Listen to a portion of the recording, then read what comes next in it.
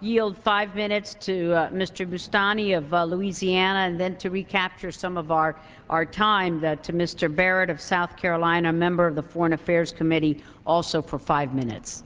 Thank you. The gentleman from Louisiana is recognized for 5 minutes. Thank you, Mr. Speaker. Mr. Speaker, I rise in vigorous opposition to this resolution.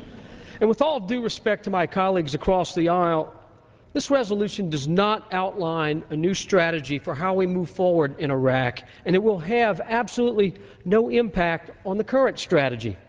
Furthermore, it's the wrong signal to send to our allies in the region and the wrong signal to send to our troops. Those brave, courageous men and women in uniform who have performed magnificently and done everything that we've asked them to do. This non-binding resolution addresses a tactic, not an overall strategy, a tactic that the President of the United States, as Commander-in-Chief, has full constitutional authority to move with. Now, I respect my colleagues across the aisle, and I know we all want to see a disengagement of our troops from harm's way in Iraq. But I would submit that disengagement must be done under favorable circumstances in the interest of our national security. There's no other alternative. Let's look at what would happen with a failed policy in Iraq. Iraq is on the verge of anarchic fragmentation. There are 27 ethnic groups in Iraq. It's not as simple as a Sunni versus Shia conflict. And there are other splinter groups using violence for their own designs. Precipitous withdrawal from Iraq will lead to unprecedented violence spilling over into neighboring countries such as Jordan and Kuwait and Saudi Arabia. And we'll see Shia uprisings in Lebanon and Bahrain, which have significant Shia populations. Jordan is already facing massive numbers of refugees coming across the border, putting strain. And Iranian influence is growing. And the regime is intent on gaining hegemony in the region, exerting its influence widely throughout the Middle East, and controlling oil and gas reserves to use the money to further fuel terrorism. Al-Qaeda will consolidate a base to work from in western Iraq to perpetrate further transnational terrorism, and Turkey will be compelled to cross borders to deal with separatist groups.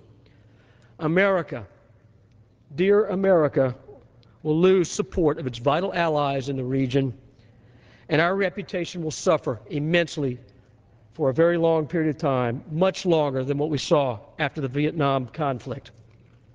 It is clear to me that security and political reconciliation in Iraq run parallel. And without halting the spiral of violence, reconciliation within Iraq will not occur. Without halting the spiral of violence, our allies in the Persian Gulf and the broader Middle East will be forced to deal with their own political disruption, rather than starting multilateral dialogue that is so essential for a longer-standing peace throughout this entire region, whether we're talking about the Palestinian issues, Lebanon, Iraq, or Iran. Our allies in the region particularly need political cover, and I've heard this from numerous Arab ambassadors who I've had many conversations with. The ground must be laid for multilateral diplomacy. It will not occur during a spiral of violence. Our allies in the region have given commitment that they will help with Iraqi military training, police training, as well as rebuilding of Iraq and further resources once the stage is set with security and a move toward reconciliation. And so, if we're going to be responsible in this body, there are questions we really need to ask if we're going to formulate a strategy and work with this administration for a winning strategy in Iraq. Questions that need to be asked are these. What are the benchmarks for the Iraqi military? What are the benchmarks for the Iraqi government for reconciliation and for internal reform in Iraq? What are the rules of engagement for our troops who will be going over there to assist in this Baghdad security operation? What resources are available? What manpower and personnel are available to our State Department, USAID, to help and assist in the reform and reconciliation process so that we can create the groundwork for diplomatic resolution? And as we look at a clear hold and build, who's going to do the holding? Who's going to do the building? These are questions that a responsible Congress should be asking, not whether or not to support this surge.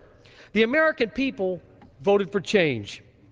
This resolution offers nothing to shape a new strategy on how to move forward successfully in Iraq. The American people deserve more from Congress, and by God, our troops deserve more from this Congress.